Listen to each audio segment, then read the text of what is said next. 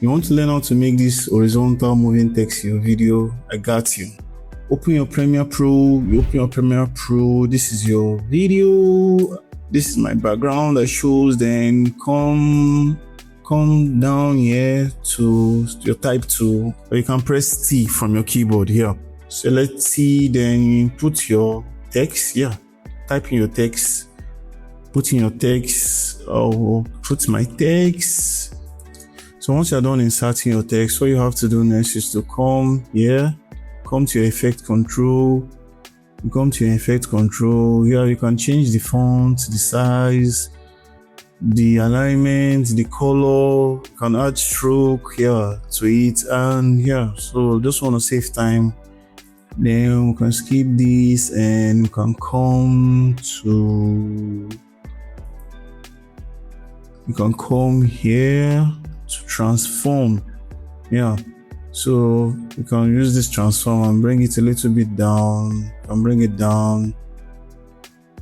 You can bring this down in this transform. Using this transform, you can bring it down here.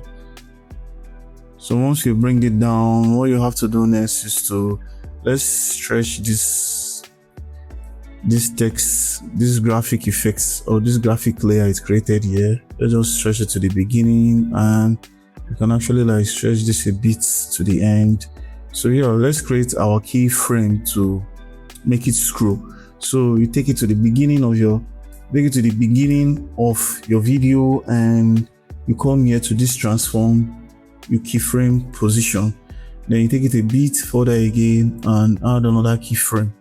Yeah, so you go to the first keyframe and take it to the right, take it to the outright, or take it outside from the right. Yeah, so wherever. And take it out to the right. Take it out.